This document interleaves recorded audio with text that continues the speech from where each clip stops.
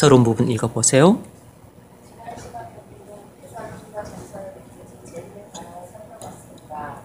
바울은 데살로니가 전서를 써서 보낸 후에도 데살로니가 교회 상황이 별로 달라지지 않았기에 두 번째 편지를 쓰게 되었는데 이게 바로 데살로니가 후서입니다.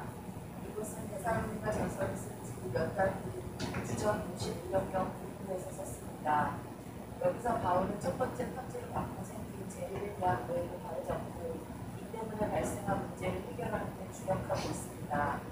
데살로니가 전서가 정과 명치가 엉켰다면 데살로니가 후서는 엄격한 옥교의 교훈적 사치가 강합니다. 오늘 우리는 데살로니가 후서의 메시지 재림에 대한 오해에 관하여 공부하겠습니다. 네. 데살로니가 교회는 바울의 2차 전도 여행 때 설립한 교회였습니다. 3주 정도 복음을 전했지만 교회가 사라지지 않고 존속할 뿐만 아니라 놀랍게 그들이 큰 믿음을 갖고 그곳에 기적적인 부흥이 일어났습니다. 그래서 마게도냐 온 지경과 소아시아 여러 교회에 큰 도전을 주었던 교회였습니다. 생긴 지 얼마 되지 않은 아직 어린 교회였지만 그 어떤 교회하고 비교할 수 없을 정도로 믿음이 훌륭한 교회였습니다. 그런데 몇 가지 문제가 있어서 바울이 편지를 보냈습니다. 자신에 대한 오해와 종말론에 대한 오해를 바로잡기 위해서 편지를 보냈습니다. 그런데 그 이후에도 상황이 크게 달라지지 않았을 뿐만 아니라 오히려 재림에 대한 그들의 잘못된 이해를 바로잡기 위해서 그리스도의 재림에 관해서 가르치는 내용으로 첫 번째 편지를 보냈는데 오히려 그것을 잊고서 잘못 이해한 자들이 또 생겨나서 더 심각한 문제가 데살로니가 교회에 발생을 했습니다. 그래서 그 첫 번째 편지를 보내서 오해한 결과로 생긴 그 문제를 바로잡기 위해서 두 번째 편지를 써서 보내지 않을 수 없게 된 것이에요. 그래서 데살로니가 전서와 후서의 내용에 있어서 핵심은 같습니다. 종말론에 대한 교훈을 하는 것이에요. 그리스도의 재림에 관해서 아직 믿음이 훌륭한 교회였지만 아직 어린 신자들이었기 때문에 믿음이 훌륭해도 아직 기독교 교리에 대한 심오한 교리에 대해서는 아직 충분한 이해를 갖고 있지 못했고 그걸 가르쳐도 잘 이해하지 못하는 연약한 모습들을 보였던 겁니다. 그래서 바울은 데살로니가서 후서라고 하는 두 번째 편지를 보내게 된 것이에요.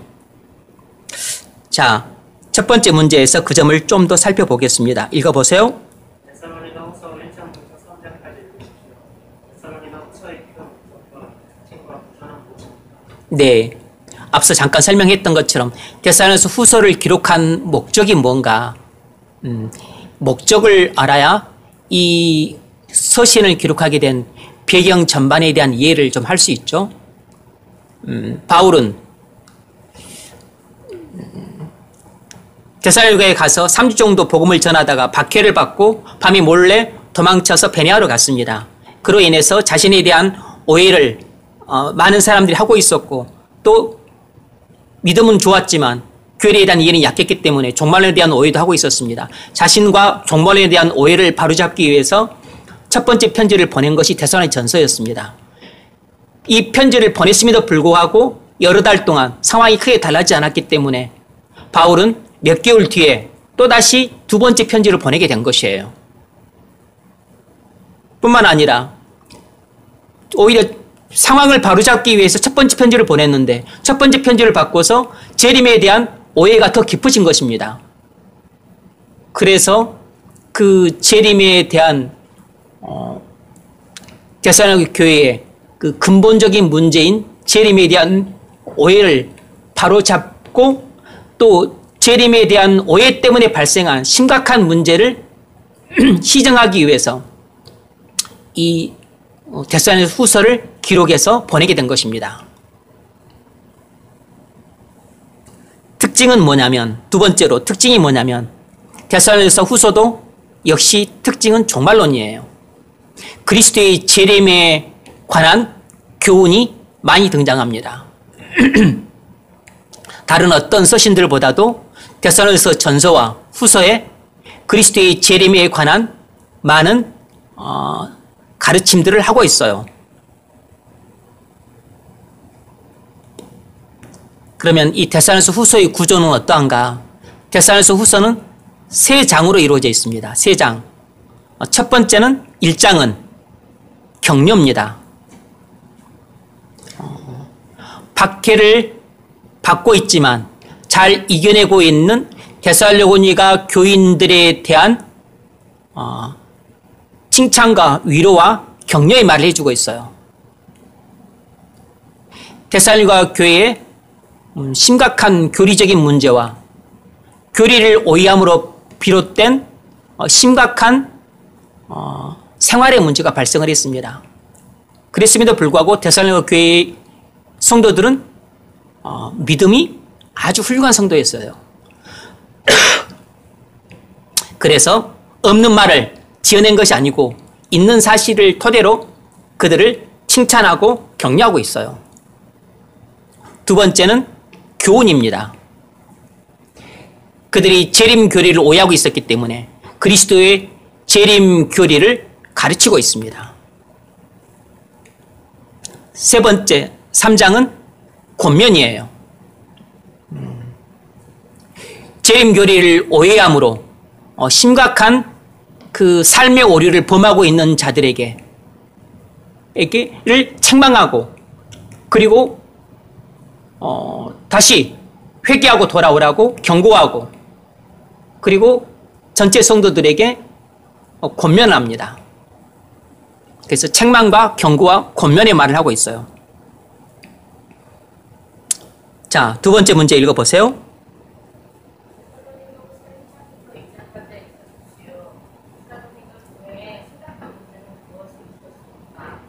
네.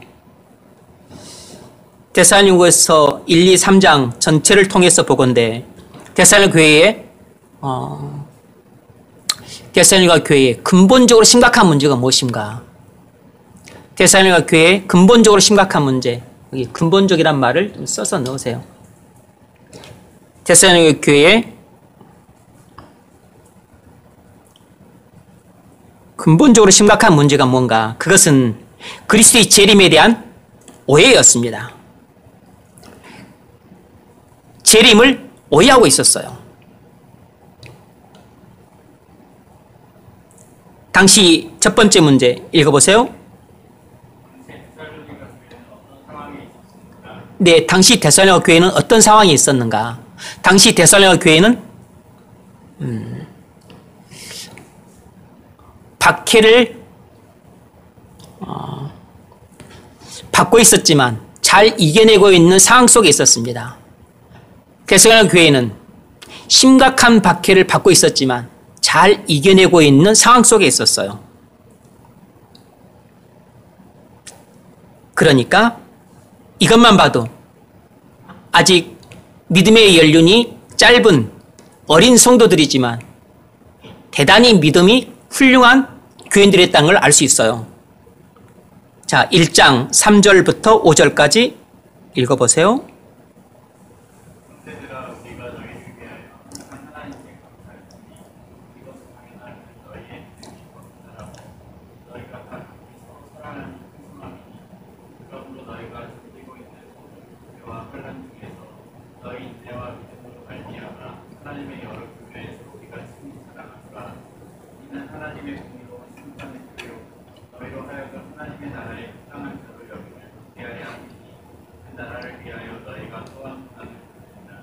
아멘. 바울이 하나님께 감사를 하죠. 뭐 때문에 감사를 하냐면 그들의 믿음 때문에 감사를 합니다. 그리고 그들의 사랑 때문에 감사를 해요. 왜 그들의 믿음 때문에 감사를 하냐면 4절에 이유가 나와 있죠. 너희가 견디고 있는 모든 박해와 환난 중에서 너희 인내와 믿음으로 말미암아 여러 교회에서 우리가 자랑하노라. 심각한 박해와 그리고 큰 환난을 당하고 있지만 이것을 잘 견뎌내고 있는 그들의 믿음을 볼 때 사도 바울이 너무 그들이 자랑스러운 것입니다. 너무 그들이 대견스러운 것이에요. 그래서 바울이 큰 기쁨을 느끼고 그리고 하나님께 감사하면서 다른 여러 교회 성도들에게 데살로니가 교회를 본보기로 이렇게 자랑을 하는 것입니다. 5절 이는 하나님의 공의로운 심판의 표요 너희로 하여금 하나님 나라에 합당한 자로 여김을 받게 하려 함이니 그 나라를 위하여 너희가 또한 고난을 받느니라. 데살로니가 교회는 심각한 박해와 큰 고난을 받고 있었지만 이것을 잘 이겨내고 있는 훌륭한 성도들이었습니다. 그런데 문제가 있었어요. 두 번째 문제 읽어보세요.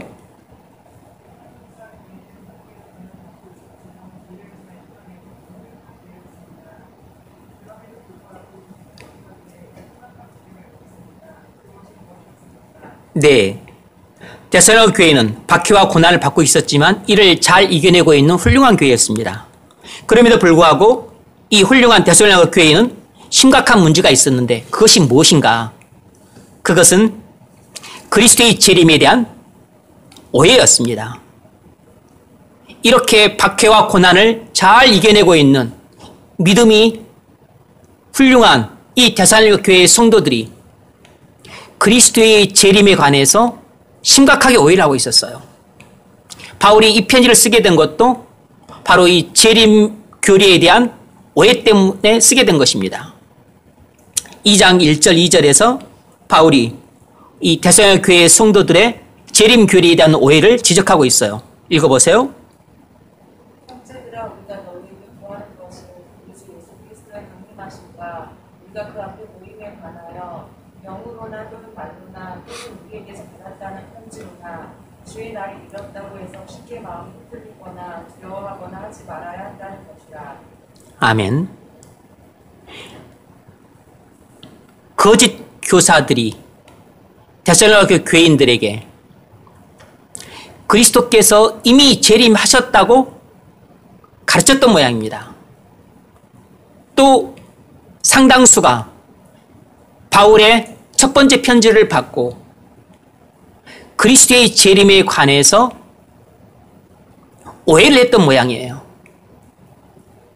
그래서 그들 중에 상당수가 자칭 교사가 되어서 다른 교인들에게 자신들이 잘못 이해한 그리스도의 재림에 관한 교리를 말하면서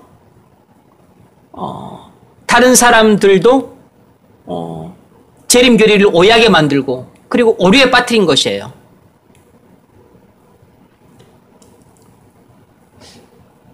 바울은 재림 교리에 대한 이해를 높이기 위해 첫 번째 편지에서 그리스도의 재림에 관한 중요한 사실들을 계시해 주었는데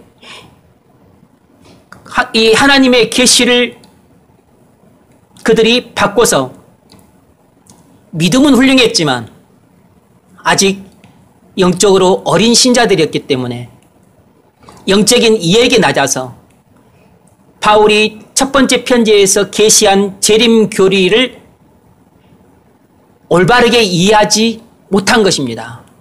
그래서 오해를 함으로 말미암아 그리스도께서 이미 재림하셨다고 믿은 모양이에요.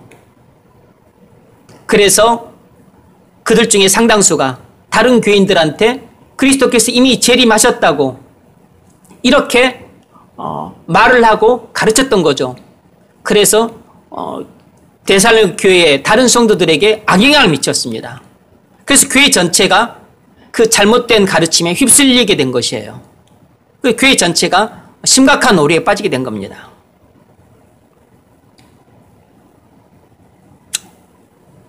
우리가 이를 통해서 뭘 알 수 있냐면 아무리 훌륭한 교회라도 문제는 있다는 것입니다. 훌륭한 교회도 문제는 있다는 것이에요. 여러분, 이 땅에 완벽한 교회는 없습니다. 당시 데살로니가 교인들이 받았던 박해와 환난은 작은 것이 아니었습니다. 그들의 실제 생활에 큰 고통과 불편을 주었고, 그리고 자신들의 그 생존에 큰 위협이 되었고, 심지어는 목숨까지 위협받는 곤란한 상황에 처했어요. 그럼에도 불구하고 그들은 믿음이 견고해서 흔들리지 않고 가르침 위에 굳게 서서 그 모든 환난과 핍박들을 다 이겨냈던 겁니다. 그러니까 믿음이 아주 훌륭한 교회예요. 그래서 그 교회의 믿음이 그렇게 컸을 뿐만 아니라 형제 사랑도 특별하고, 그래서 그들은 재림을 믿고 그리고 기다리고 그리고 사모했어요. 데살로니가 교회에 이렇게 부흥이 일어났기 때문에 주변 다른 교회에도 데살로니가 교회가 크게 번복이 되었던 겁니다. 그럼에도 불구하고 이 믿음이 훌륭한 데살로니가 교회에 심각한 문제가 있었어요. 그게 바로 교리에 대한 잘못된 이해였습니다. 재림 교리를 그들이 잘 이해를 못한 것이었어요. 이 때문에 심각한 문제가 발생을 했습니다. 여러분, 아무리 훌륭한 교회도 문제는 있습니다. 이 땅에 문제가 없는 교회는 없어요. 왜냐하면 우리가 죄인들이라 끊임없이 문제를 양산할 수밖에 없는 이 존재 양태를 갖고 있어요. 그런데 죄인들이 모인 곳이 교회이기 때문에 교회에서 문제가 일어나지 않는 경우란 있을 수가 없는 것입니다. 천사들만 모인 집단이라면 문제가 일어나지 않겠지만 죄인들이 모인 교회에서 문제가 일어나지 않기를 기대하는 것은 그건 불가능해요.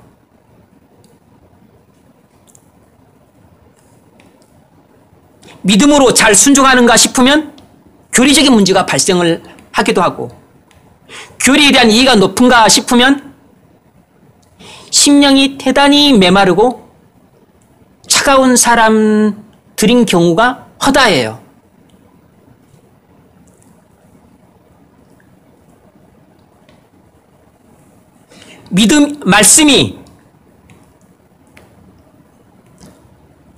말씀에 대한 이해도가 높고, 그리고 말씀이 훌륭한가 싶으면 기도에 약하고 기도를 잘 하지 않는 그런 모습을 띠는 경우도 허다합니다.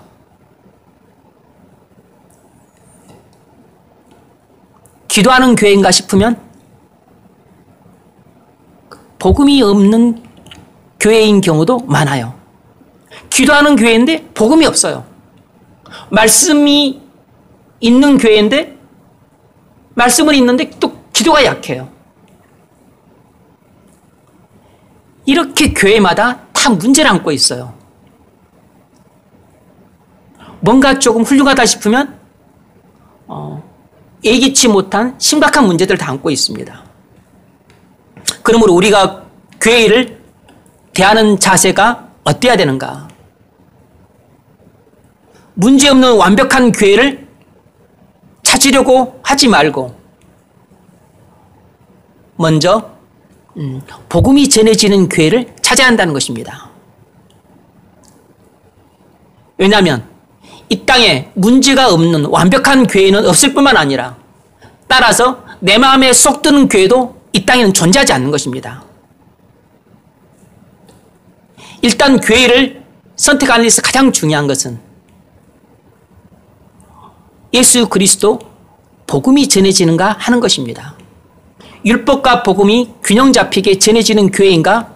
이것을 먼저 교회 선택의 첫 번째 조건으로 살펴봐야 돼요. 그리고 나머지 문제들은 참아야 되는 문제고, 그리고 함께 힘을 모아서 극복해야 되는 문제들이에요. 어느 교회를 가나 어려움이 있기 때문에 그 어려움들은 우리가 참고 견뎌내야 되고, 그리고 어떤 교인들이든지 간에 다 문제들을 갖고 있기 때문에 우리는 그 문제들을 마음을 같이 해서 문제들을 해결하려고 노력해야 되는 것이에요.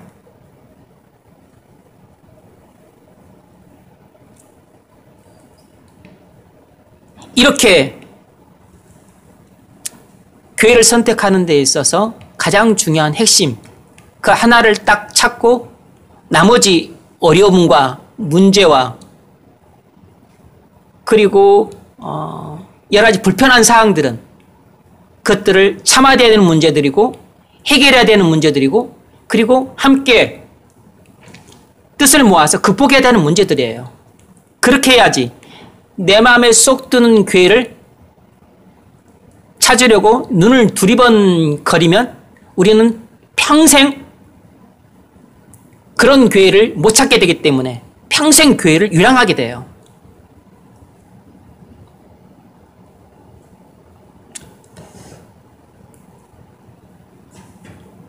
데살로니가 교회는 정말로 사도 바울이 편지에다 내놓고 적을 정도로 자랑스럽게 여기는 교회였습니다.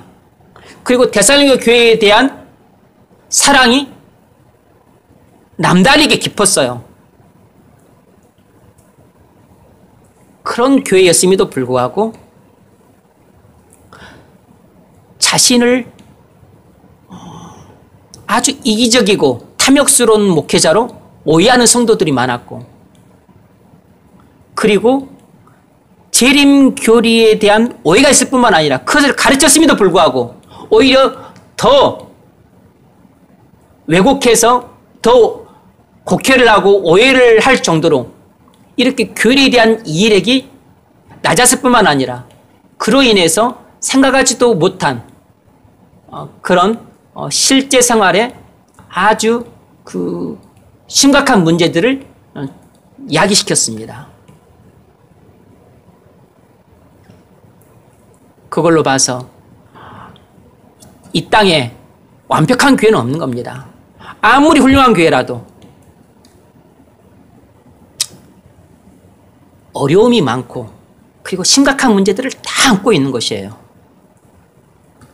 그래서 나는 이렇게 어려움 많은 교회, 또 이렇게 문제 많은 교회, 그렇게 또 나를 이렇게 복잡하고 힘들게 만드는 교회, 나는 그런 게 싫다. 그러면 여러분은 이 땅에서는 다닐 교회가 없어요.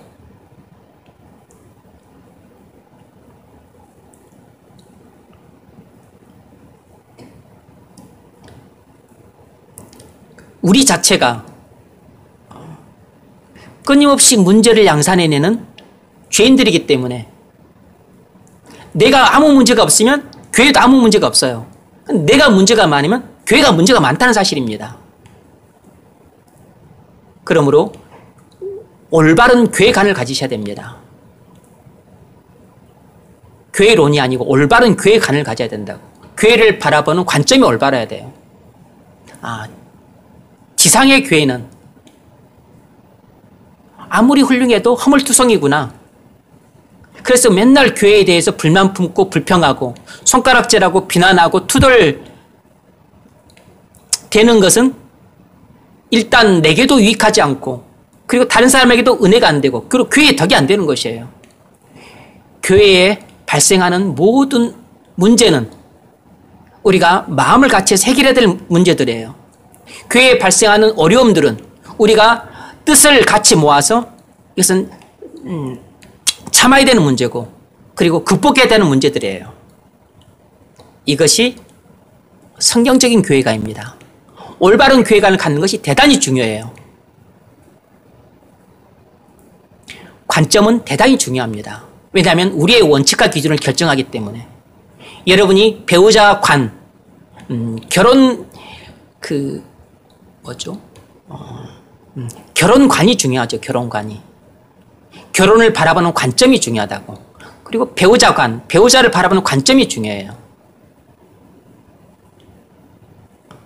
그것처럼 또 자식을 바라보는 관점이 중요합니다. 교회를 바라보는 관점이 중요해요. 교회를 바라보는 관점이 잘못되면, 이건 교리가 잘못됐다는 뜻이죠. 그러면 교리가 잘못되면 내게 실제 적용이 잘못되기 때문에 교회에 대해서 내가 끊임없이 잘못된 태도를 취하게 돼요. 잘못된 자세를 취하게 됩니다. 그 잘못된 행동을 하게 돼요. 잘못된 결정을 내리게 됩니다. 그리고 나서 모든 걸 다 잘못하고 나서 나중에 가서 한참 이제 말년이나 가서 내가 잘못했구나 이렇게 후회를 하게 된다고.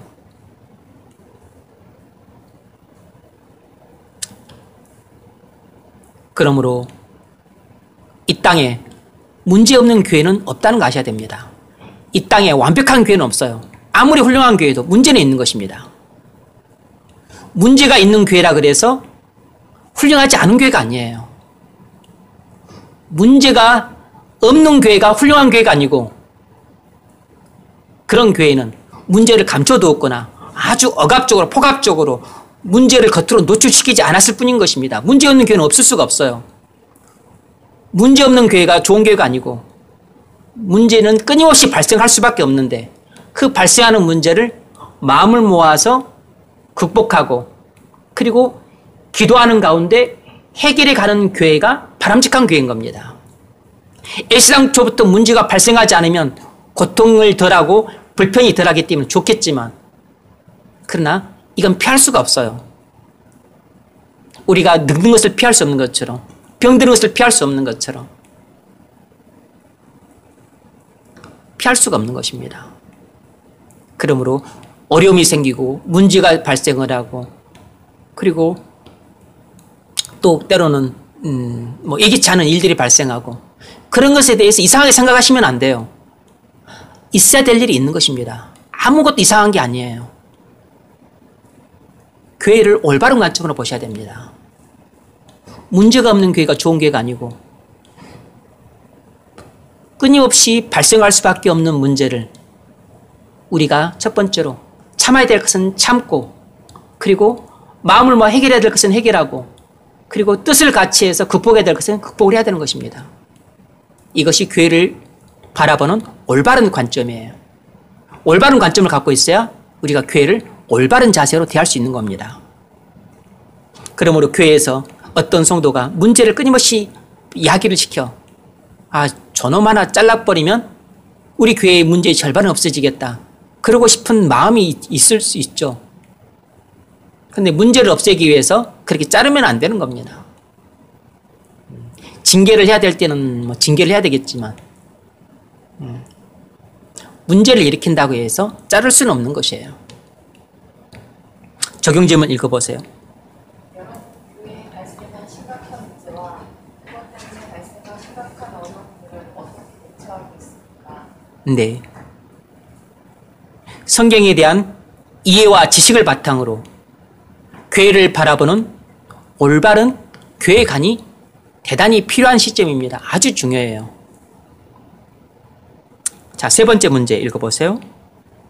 데살로니가 교인들 중 상당수가 그리스도의 재림을 의뢰함으로 심각한 문제가 발생했습니다. 이 문제가 무엇입니까? 네. 데살로니가 교인들 중 상당수가 그리스도의 재림을 오해함으로 실제 생활에서 심각한 문제가 발생했어요. 그게 뭐냐면 게으름이었습니다.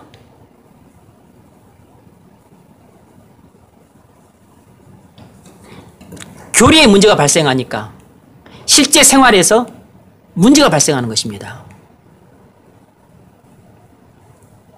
실제 생활에서 재림 교리를 오해함으로 말미암아 실제 생활에서 게으름의 문제가 발생을 했어요.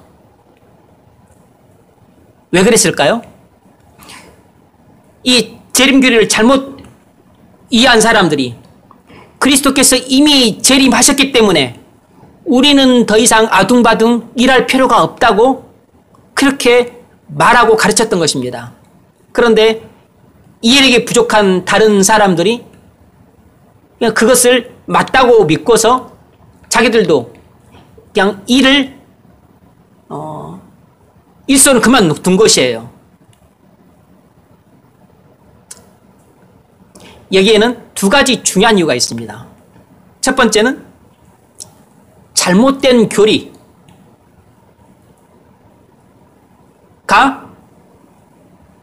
인간의 죄악된 본성과 결합해서 잘못된 생활을 낳은 것이에요. 잘못된 신학이 얼마나 위험하냐면 이건 필연적으로 인간의 죄성과 결합을 해요. 그러면 우리 실제 생활에 엄청난 오류를 야기시킵니다.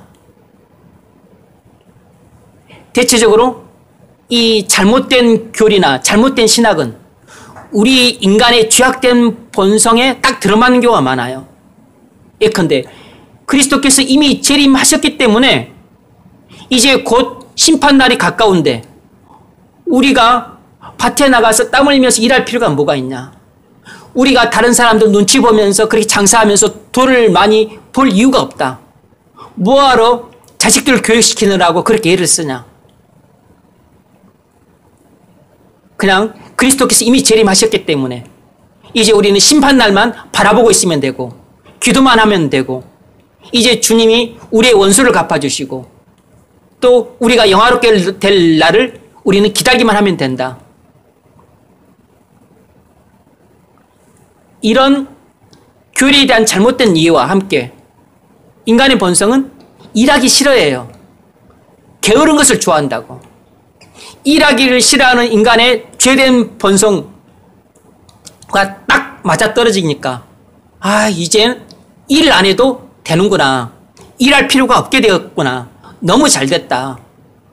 하면서 일은 안 하고 돌아다니면서 수다 떨고 그리고 사람들 이렇게 잘못된 가르침 퍼뜨리고 그래서 교회를 혼란에 빠뜨렸어요. 그래서 전체적으로 자신도 그 생활에 큰 오류를 가져왔을 뿐만 아니라 다른 교인들을 혼란에 빠뜨리고 그리고 교회 전체에 심각한 문제를 야기시켰던 겁니다. 자신과 다른 교인들과 그리고 교회 전체에 큰 혼란의 도가니를 빠뜨렸어요. 그래서 잘못된 교리가 얼마나 위험한지 모릅니다. 잘못된 신학이 대단히 위험한 것은 바로 인간의 죄악된 본성과 결합할 때 이것이 엄청난 그 파급 효과를 가져오게 돼요. 이것이 시너지 효과가 일어나서 그 사람 개인의 생활만에만 오류를 불러일으킨 게 아니고 한 사람이 몇 사람이 다른 사람들한테 계속 잘못된 말들을 퍼뜨리고 잘못된 영향을 미침으로 금목자극이라고 이렇게 더러워지기 쉽고 그리고 악화가 양화를 구축한다고 잘못된 것은 빨리 퍼지는 것입니다. 그래서 이런 잘못된 가르침이 빨리 퍼지고 잘못된 생활 방식과 사고 방식이 빨리 퍼져서 교회 전체를 위태롭게 만들어요.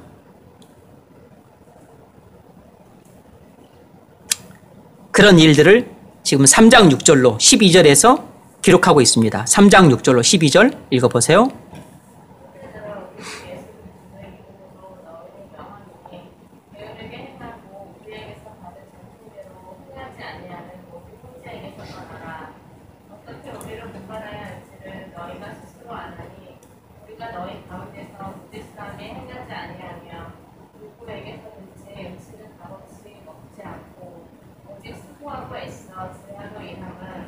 너희 아무에게도 폐를 끼치지 아니하려 하니 우리에게 권리가 없는 것이 아니요 오직 스스로 너희에게 분을 보여 우리를 구박케 하려 함이니라.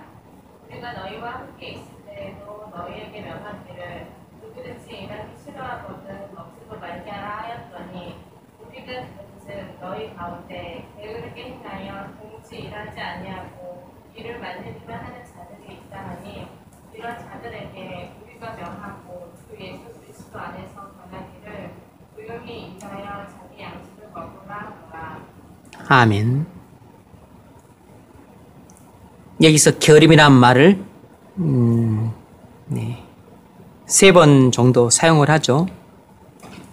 이 게으름의 문제가 데살로니가 교회에 이전부터 대두가 되었습니다. 그래서 바울이 데살로니가 교회에 일하지 아니하는 자는 먹지도 말라고 그렇게 가르쳤었어요. 그런데 재림 교리를 오해하게 되므로 이 게으름의 문제가 더 심각해진 것입니다.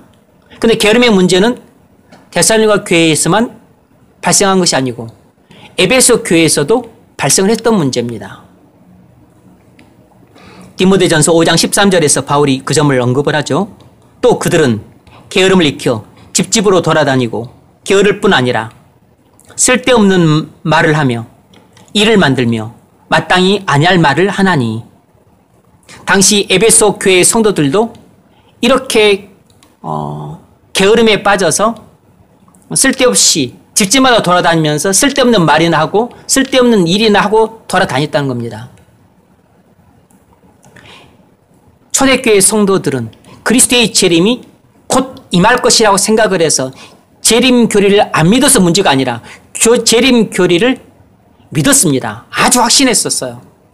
그런데 곧 내일 모레 곧 올 것이라고 그렇게 그들은 주님이 말씀하지도 않은 것을 과도하게 믿음으로 이렇게 게으름에 빠진 경우가 많았습니다. 내일 모레 곧 오실 것이니까 지금 일해봤자 뭔 소용이 있냐. 공부해봤자 뭔 소용이 있냐. 밥 갈아봤자 뭔 소용이 있냐. 그냥 주님 오심을 손 놓고 기다리면 된다. 이런 생각을 하고 있었던 거죠. 이렇게 재림 교리에 대한 오해가 오늘날에도 자주 일어납니다. 그래서 그리스도의 재림을 기다리는 사람들, 예전에 1992년도였나요? 이장님 일파. 그들이 재림을 기다린다고 하면서 그들 일상생활을 대부분 중단했습니다. 그래서 교회에 와서 맨날 말씀 듣고 대부분 기도하기만 했어요. 기도하면서 기다렸습니다. 10월 24일 날 온다 그랬는데 안 왔어요. 근데 정작 이장님 그 사람은 안 올 줄 알고 돈을 따로 모아뒀다고 합니다.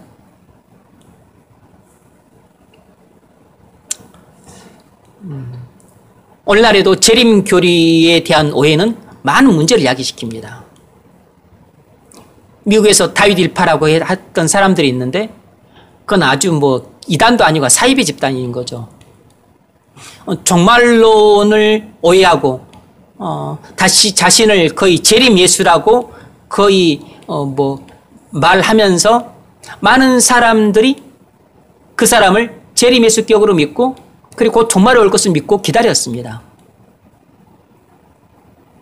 가족들을 데리고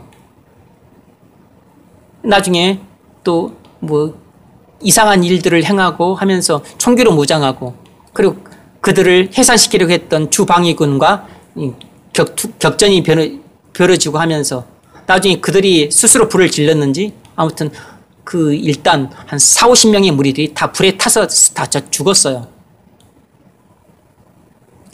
재림 교리를 오해하는 소위 이 사이비 종말 집단들은 대부분 비극으로 끝납니다.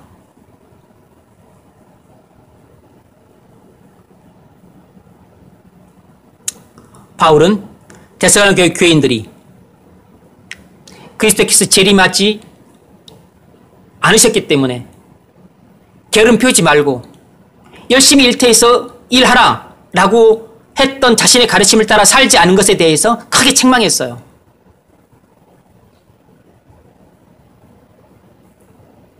형제들아, 너희를 명하노니 게으르게 행하고 우리에게서 받은 전통대로 행하지 아니하는 모든 형제에게서 떠나라 그랬습니다.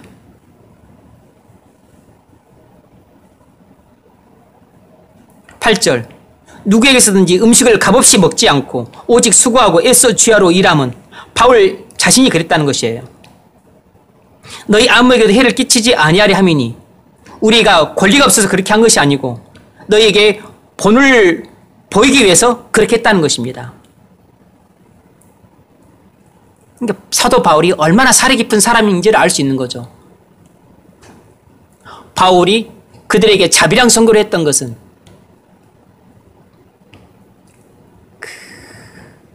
살해를 받을 권한이 없어서 그런 게 아니고 아직 연약한 성도들을 시험에 들게 하지 않기 위해서 그리고 그들에게 일하는 본을 보이기 위해서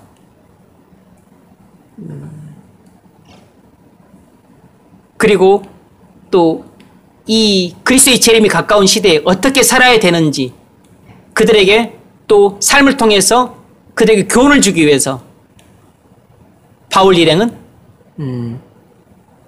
일하면서 이렇게 복음을 전했다는 것이에요.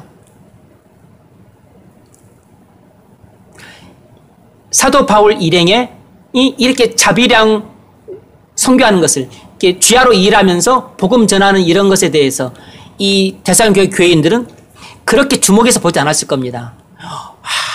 이들이 정말로 우리에게서 손을 벌리지 않고 자신들이 먹을 것은 자신들이 구하고 우리에게 순수하게 복음만 전하는구나. 정말 저들은 천사 같은 사람들이고 정말 우리의 생명의 은인이다. 정말 훌륭한 분들이다. 이렇게 생각하지 않았을 겁니다. 왜냐하면 대수롭지 않게 생각했을 것이에요. 당연히 그렇게 해야 된다 그들은 생각했을 겁니다. 아니에요. 사도 바울이 항상 자비랑 선교를 했던 게 아닙니다. 다른 어떤 교회들에서는 도움을 받았어요. 그들의 도움을 받았다고. 그들의 섬김을 받고 물질적 후원을 받고 도움을 받았습니다. 어린 교회, 믿음이 약한 교회, 시험에 들기 쉬운 교회 사람들한테는 그들에게 도움을 받지 않았습니다.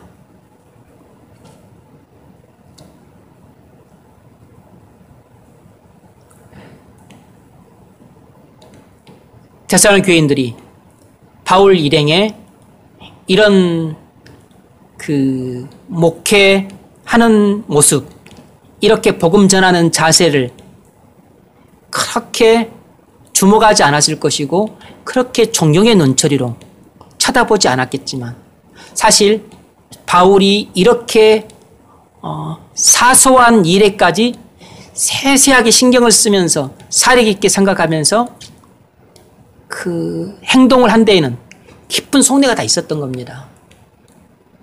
이들을 시험에 들지 않도록 하기 위해서 그리고 성도가 이 땅에서 어떻게 살아야 되는지 본을 보이기 위해서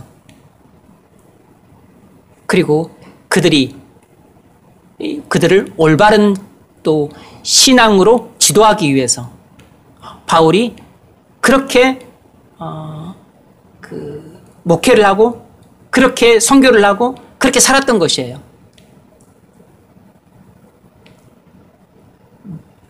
데살로니가 교인들이 알았을까요? 거의 몰랐을 겁니다.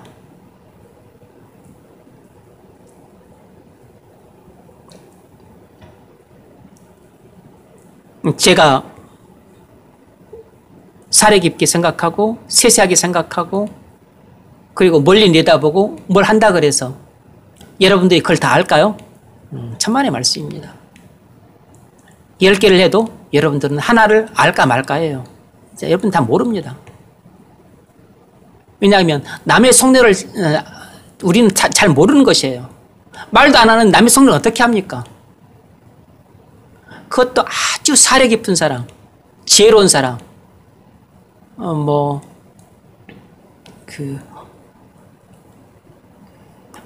마음을 충분히 읽을 정도로 또 성숙한 사람,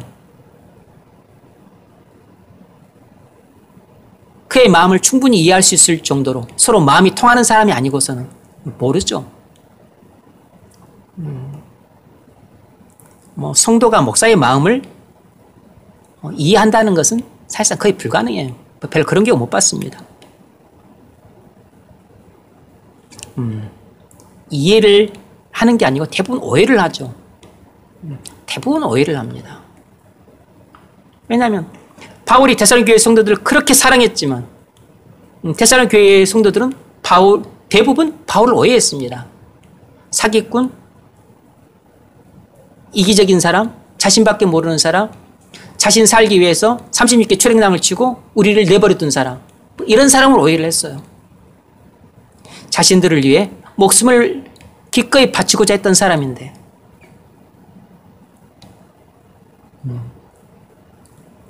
우리가 하나님 아버지의 마음을 이해를 할까요? 대부분 이해 못합니다. 하나님이 우리에게 행하신 일에 대해서 오해를 잘하죠. 오해를 잘하지. 우리는 오해의 능수이지 이해의 능수가 아니에요. 우리는 오해하는 데 명수이지 우리는 이해하는 데 명수가 아니라고. 우리는 다른 사람 심중에 있는 것을 몰라요. 심지어는 말을 해도 잘 이해를 못하는데 대부분 오해를 합니다. 대부분 오해를 해요.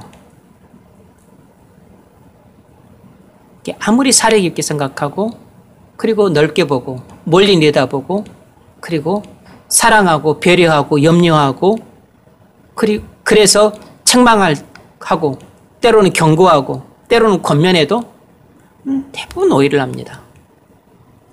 그래서 많은 문제가 발생을 하는 거죠.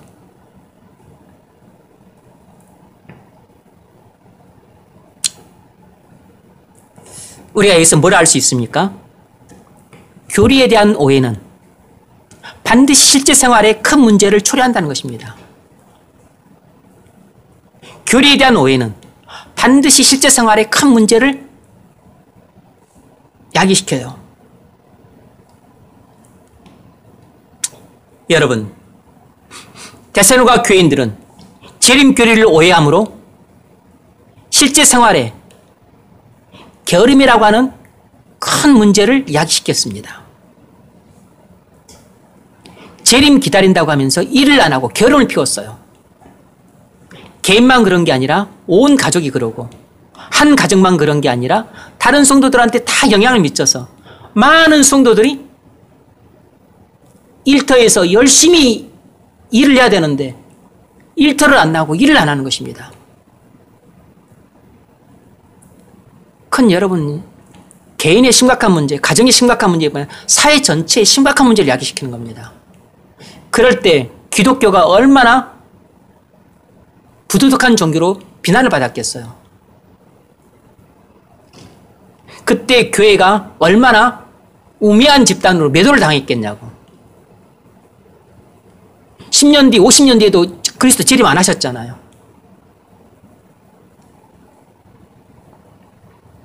이처럼 우리가 교리를 오해하게 되면 우리 실제 생활에 잘못된 행실이 나타나요. 그래서 교리가 잘못되면 적용이 잘못되므로 당연히 실제 생활에 큰 문제가 발생하는 것입니다. 그러므로 교리에 대한 올바른 이해가 얼마나 중요한지 몰라요. 사도 바울은 항상 교리를 가르치고 그 다음에 교리를 우리 삶에 적용시켰잖아요. 그리스도인의 삶이라고 하는 것은 교리를 배우고 그래서 교리를 믿고 교리를 실천하는 것이 그리스도인의 삶이에요. 진리를 듣고서 진리에 순종하는 것이 그리스도인의 삶이라고. 그런데 우리가 진리 아닌 것을 믿게 되면 우리는 진리가 아닌 것을 우리 삶 속에서 실천하게 되는 겁니다. 그러면 우리 삶에 많은 오류가 발생을 하는 거죠.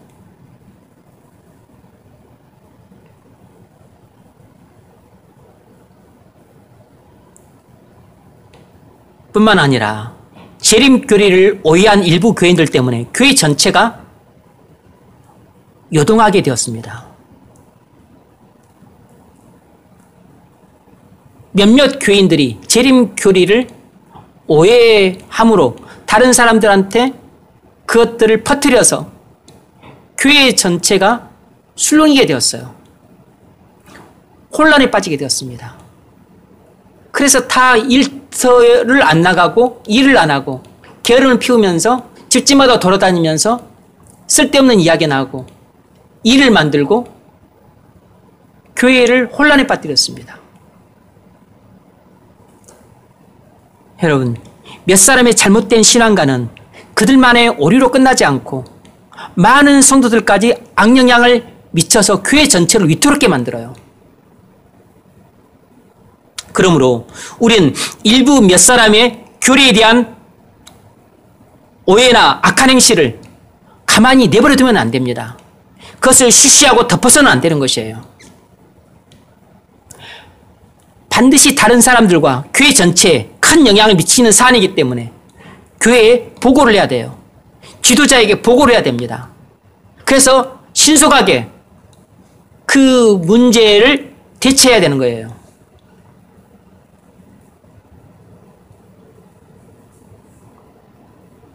뭐죠?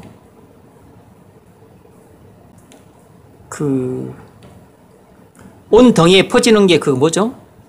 응? 누룩이 온 덩이에 퍼지는 것처럼, 네. 누룩은 하룻밤 사이 온 덩이에 퍼집니다. 그러니까 이 죄라고 하는 누룩은 신속하게 확산을 해요. 잘못된 교리는 사람들한테 신속하게 확산이 됩니다. 악한 행실도 신속하게 전염이 돼요. 대단히 악한 말들도 사람들한테 빨리 퍼집니다. 그러니까 이런 사안은 빨리 대처를 해야 돼요. 누룩을 빨리 제거하지 않으면 온 덩이에 퍼지고 나서는 그 다음에 수습하는 것이 어려워집니다. 많은 경우는 불가능해져요. 한두 사람이 어떤 교리에 대한 잘못된 이해를 하거나 아니면 잘못된 교회관을 갖거나 잘못된 결혼관이나 배우자를 갖거나 이런 경우가 있다면 그 한 사람의 문제라고 생각하고서 네 문제니까 네 알아서 해라 이렇게 내버려두면 안 된다고. 이런 생각들을 자꾸 다른 사람한테 말하고 은혜 나눔 한다고 퍼뜨리고 이렇게 하면서 오염을 시키는 것이에요. 주변 사람들을 오염을 시키는 겁니다. 그러니까 이런 경우는 빨리 대처를 해야 돼요. 빨리 이 사람이 잘못된 신앙관을 바로잡아야 됩니다. 그렇지 않으면 주변 사람한테 퍼지고 나중에는 전체에 퍼지게 돼요. 이단이 그러지 않습니까? 신천지라고 하는 그 사이비 집단의 환자가 교회 안에 한 명 들어오면 그가 사람들을 포섭을 해요. 계속 포섭을 하는 겁니다. 그래서 한 사람이 두 사람, 두 사람이 네 사람, 네 사람이 10사람 이렇게 돼가지고 집사님, 권사님, 장로님들이 다 포섭이 돼. 나중에 딱 떠들어보면 교회의 상당 부분이 썩어 있는 겁니다. 도려낼 수밖에 없어요. 교회에 얼마나 큰 악영향을 미치는지 모릅니다. 교회를 통째로 흔들게 돼요. 잘못된 신앙과는 한 사람의 문제로 끝나지 않습니다. 주변을 전염을 시켜요. 오염을 시켜서 그 부분을 다 썩게 만듭니다. 따라서 그런 부분은 교회에 신속하게 보고를 해야 됩니다. 지도자인 저한테 신속하게 보고를 해야 된다고. 그러니까 바울이 보고를 받고 또다시 두 번째 편지를 몇 달 만에 또다시 보낸 것이에요.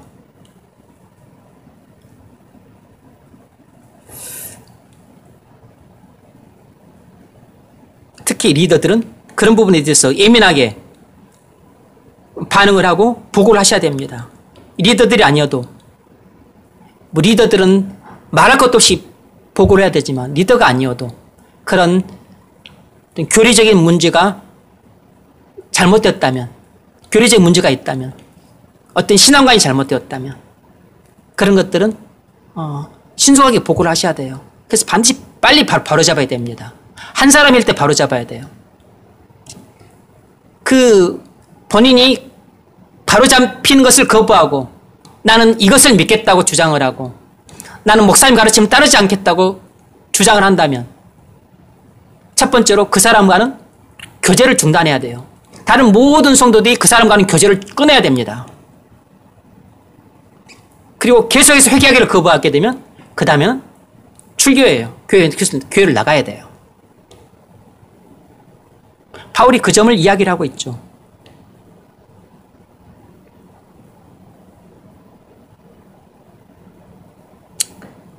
(6절) 3장 6절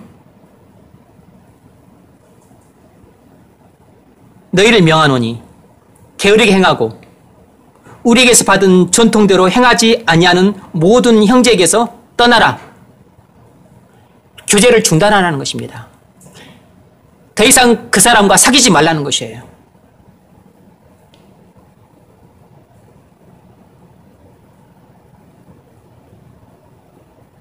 우리가 너희와 함께 있을 때 10절 너희에게 명하기를 누구든지 일하기 싫어하거든 먹지도 말게 하라 이렇게 가르쳤다는 것입니다.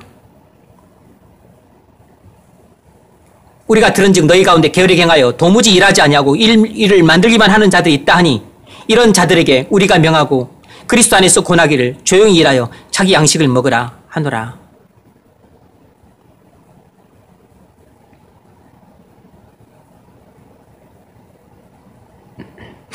작은 불씨가 교회 전체를 불살라버릴 수 있습니다. 잘못된 신앙관을 가진 사람 한 사람이 교회 전체를 와해시킬 수 있어요. 신천지와 같은 이런 사이비 교리를 가진 사람들이 교회 전체를 송두리째 무너뜨릴 수 있습니다. 신천지는 총체적으로 잘못된 교리를, 기독교 교리를 빙자한 사이비 집단이지만 이만희는 또 사기꾼이죠. 자기를 재림 예수인이라고 가르치면서 물으면 또 아니라고 그래. 거기는 총체적으로 교리가 다 왜곡되어 있지만 본인을 재림 예수라고 말을 합니다. 그러니까 재림 교리가 왜곡되어 있는 것이에요. 하지만 예수님이 초림하셨을 때 핍박받았던 것처럼 자기도 핍박을 받는다고 말하는 것이에요. 그러나 재림 예수는 핍박받지 않습니다. 이게 왜곡되어 있는 거죠. 이미 예수님이 재림하셨다면 예수님은 재림하시는 날 원수들을 심판하세요. 그리고 택자들을 영화롭게 하십니다. 그래서 죄인들에게는 영원히 멸망받는 심판받는 날이고 그리고 그리스도인들은 모든 죄와 사망에서 완전히 구원받는 영생의 날이에요. 이미 예수님이 재림하셨다면 데살로니가 교회인들은 박해받지 않았을 겁니다. 더 이상 고난받지 않았을 것이라고. 예수님이 재림하셨는데 또 불구하고 계속해서 고난을 받고 있고 박해를 받는다는 이야기는 아직 예수님이 재림하지 않았다는 뜻입니다.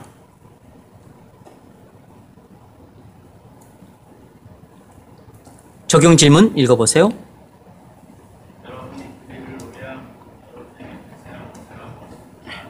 우리는 교리를 잘못 이해하게 되면 반드시 우리 행동이 잘못되게 돼요. 그리고 우리는 잘못된 삶을 살게 됩니다. 왜냐하면 그리스도인을 지배하는 것은 믿음이기 때문입니다. 진리에 대한 믿음이기 때문에 그래요. 말씀에 대한 믿음이 우리를 지배하는 것입니다. 우리가 말씀을 오해함으로 잘못된 믿음을 갖게 되면 우리는 잘못된 행실을 하게 되고 실제 생활에서 잘못된 삶을 살게 돼요. 그래서 올바른 진리를 믿어야 우리가 올바른 삶을 살 수 있는 겁니다. 네 번째 문제 읽어보세요.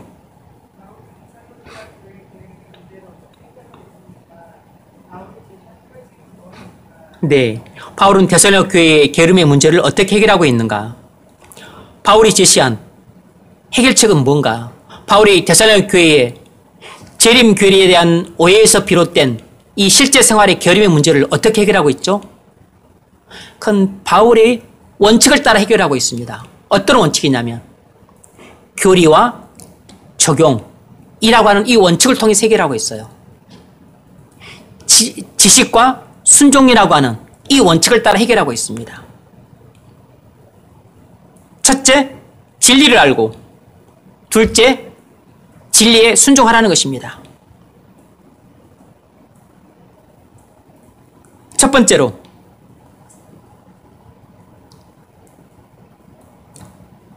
진리를 가르칩니다. 바울은 고린도 데살로니가 교회 교인들에게 그리스도 재림에 대한 올바른 진리를 가르쳐요. 그것이 2장 1절로 17절까지 나와 있습니다. 1장에도 좀 나와 있지만 주로 2장 1절로 17절에 나와 있어요. 자, 3절부터 읽어보세요.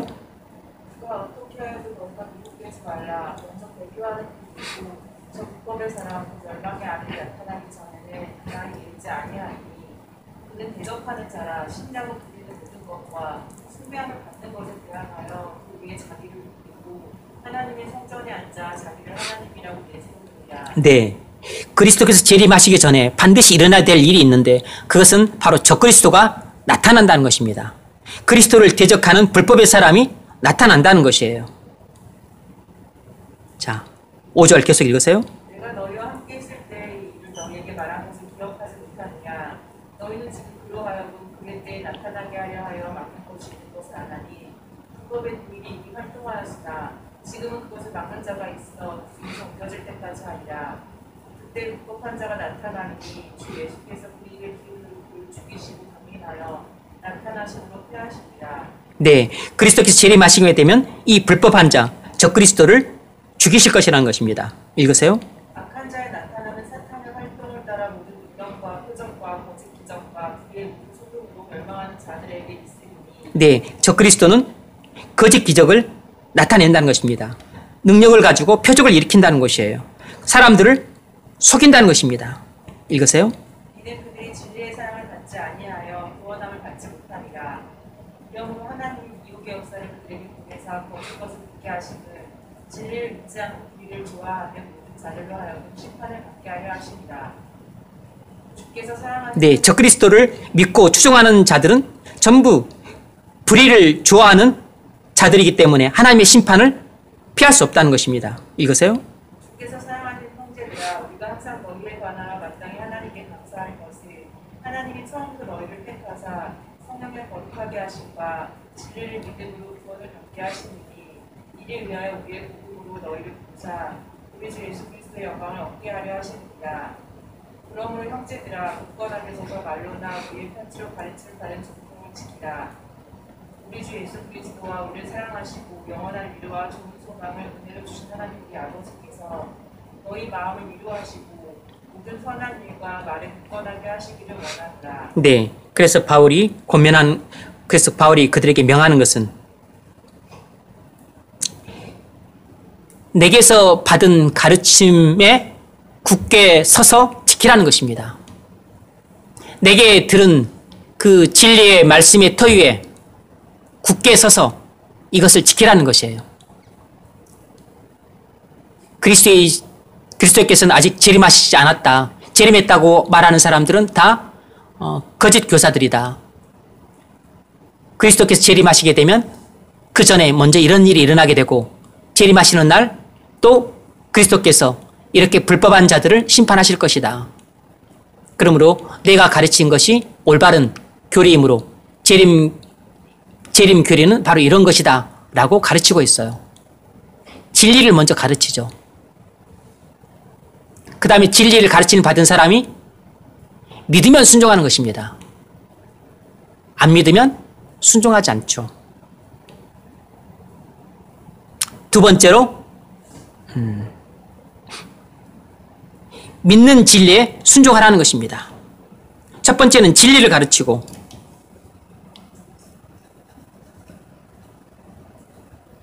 두 번째는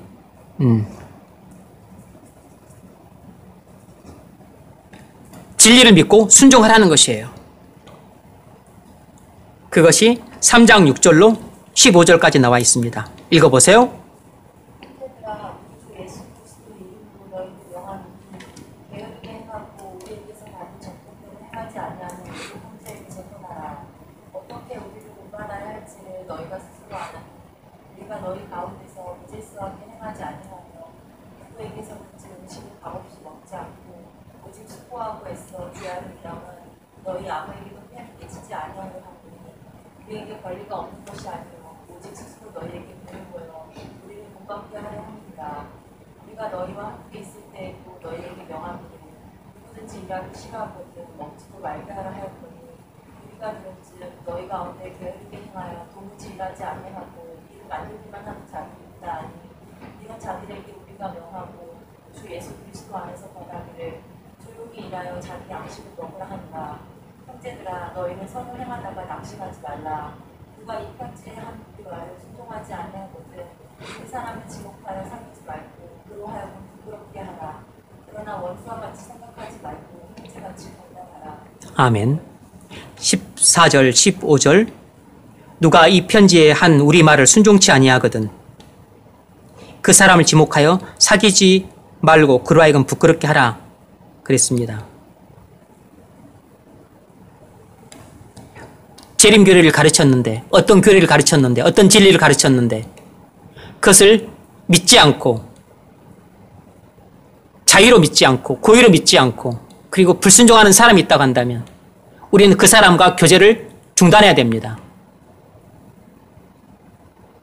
그리고 그런 사람들은 보고를 해야 돼요. 그래서 그 사람들에게 부끄럽게 만들어야 됩니다. 자기가 잘못하고 있다는 스스로 깨닫게 만들어야 돼요. 그건 본인이 스스로 깨닫고 회개하고 돌아올 수 있는 기회를 주는 것입니다.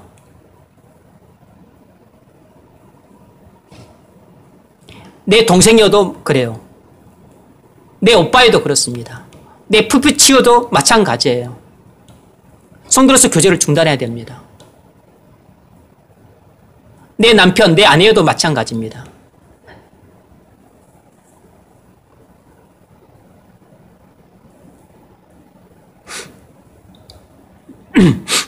교제를 중단해야 돼요. 그리고 스스로 본인이 잘못했음을 깨닫고 뉘우치고 부끄러움을 느끼고 그리고 돌아올 수 있는 기회를 주는 겁니다. 회개할 기회를 주는 것이에요. 회개할 기회를 줬음에도 불구하고 회개치 않고 계속해서 고집을 피우면서 진리가 아닌 것을 믿고 그리고 그것을 따라 길을 걸어간다면 한길을 걸어갈 수 없는 것입니다. 그 다음에는 그 사람에게는 책망이 있고 경고가 있고 그리고 마지막 돌아올 것을 권면함에도 불구하고 거부한다면 그 사람은 이제 징계를 받아야 되는 거죠.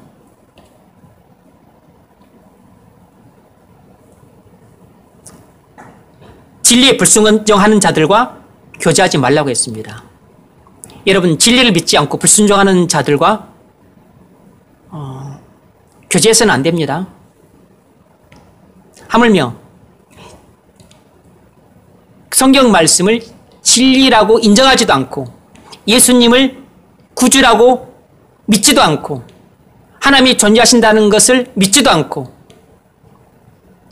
교회에 나오고 싶어 하지도 않는 그런 사람과 여러분이 사귄다면 이것은 말도 안 되는 일이에요. 어불성설이라고. 그러니까 지금 그 잘못된 재림 교리를 믿고 사도 바울의 말을 불순종하는 사람들보다 더 악한 사람들과 사귀는 것입니다. 훨씬 악한 사람들과 사귀는 것이에요. 이건 하나님의 원수들과 사귀는 것이고 하나님을 대적하고 반역하는 자들을 자기 반쪽으로 삼으려고 하는 것입니다. 이것은 그리스도의 잘못된 재림 교리를 믿고 순종하는 사람과 비교할 수 없는 사람들이에요. 이 사람들은.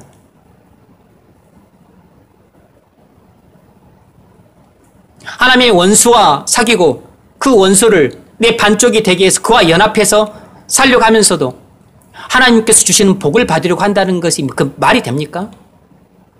그리스도와 한 몸이 되어서 그리스도께서 주시는 하나님 나라에서 영광스러운 삶을 산다고 하는 게 말이 되냐고. 그건 완전히 도둑놈 신보입니다.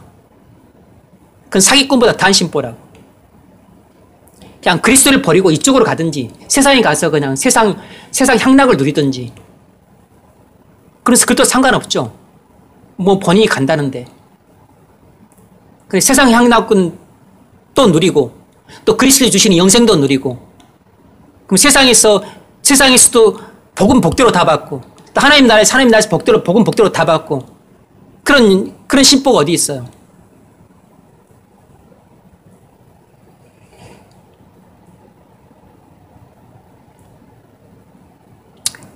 진리에 불순종하는 자들과 교제를 중단하라 그랬습니다. 그리고 재림교리를 올바르게 이해하게 되면 우리는 누구보다도 일터에서 열심히 일합니다. 왜냐하면 일터가 우리의 소명지기 때문에 우리는 열심히 일을 해요. 열심히 일한다는 것이 거기에 과몰입한다는 것을 뜻하는 게 아닙니다. 게으른 자들이 계속해서 회개하지 않으면 교제를 중단해야 됩니다. 왜냐하면 그들이 거짓 교리를 믿고 살기 때문이에요. 거짓 교리를 믿고 산다고 하는 것은 이단과 방불한 것입니다. 거짓 교리를 믿고 순종한다고 하는 것은 이단과 같기 때문에 이단과 한계를 걸어갈 수는 없는 것입니다. 이단과 친구가 될 수는 없는 것이에요. 아무리 그가 내 자식이어도 내 부모여도 내 형제여도 내 배우자여도 이단과 같이 손을 잡고 천국길을 걸어갈 수는 없는 것입니다. 이단이기 때문에 심각한 문제예요. 여러분, 교리로 인해서 발생한 실제 생활의 문제를 어떻게 해결해야 될까요? 이건 근본적으로 교리 때문에 결과적으로 실제 생활에 문제가 발생한 것입니다. 재림교리에 대한 오해 때문에 실제 생활에 결의 문제가 발생한 것이에요. 어떻게 해결해야 될까요? 게으르지 말고 열심히 일해라고 말하면 될까요? 아닙니다. 교리 때문에 발생한 문제이기 때문에 먼저 교리 문제를 해결해야 돼요. 먼저 교리 문제를 해결해야 된다고. 올바른 교리를 가르쳐야 되는 겁니다. 잘못된 교리 때문에 발생했으니까 올바른 교리를 가르쳐야 돼요. 그리고 올바른 교리를 가르쳐서 이것을 믿어야죠. 믿음으로 올바른 교리를 믿고 순종하게 되면 생활도 바로 잡히게 되는 것입니다. 이것이 사도 바울이 제시했던 해결책이에요. 교리와 적용입니다. 지식과 순종이에요. 먼저 진리를 가르치고 두 번째 그 진리를 믿고 순종하게 하는 것입니다. 이것이 바로 우리의 실생활에 잘못된 것을 해결하는 방법입니다. 이것이 사도 바울의 해결책이에요. 이것이 모든 서신서에서 공통적으로 적용되는 원리입니다. 따라서 당연히 목사가 여러분을 지도할 때 그렇게 지도를 하는 겁니다. 여러분이 여러분 자신의 실제 생활에 문제가 발생해. 내가 너무나 게을러. 내가 너무나 어떤 실제 생활에 문제가 있어. 직장 동료도 자주 다퉈.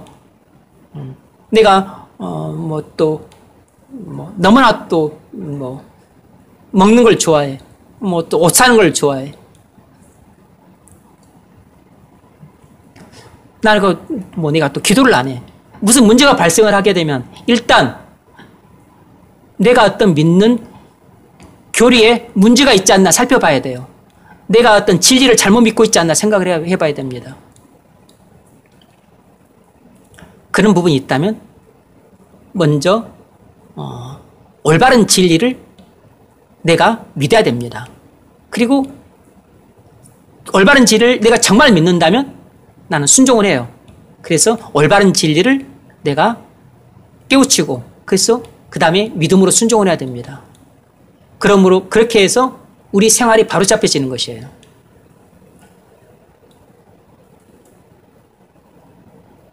적용 질문 읽어보세요.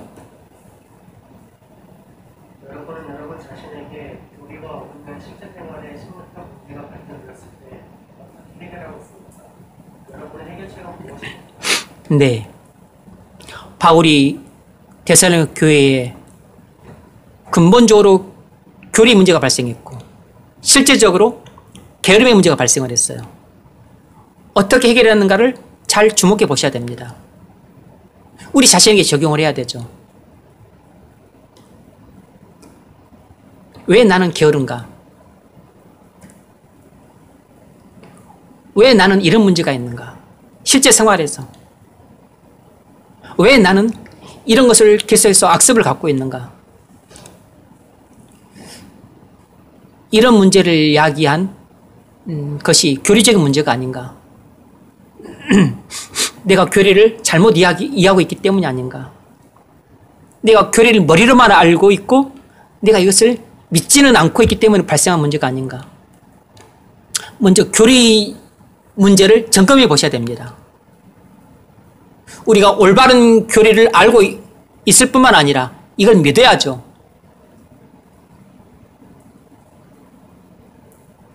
그리고 나서 올바른 교리적인 문제가 있다면 그 교리적인 문제를 해결해야 됩니다. 그래서 올바른 교리를 믿고 그 다음에 내가 그걸 순종을 해야죠.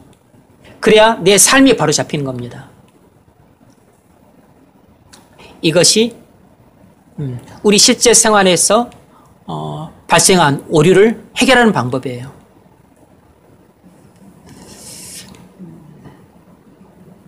우리 실제 생활에 많은 문제가 있죠. 많은 오류들이 있습니다. 회개해야 될 죄들이 많아요. 먼저 올바른 교리를 깨달으십시오. 그리고 그것을 믿으십시오. 그래서 그 교리를 여러분이 실제로 실천하십시오.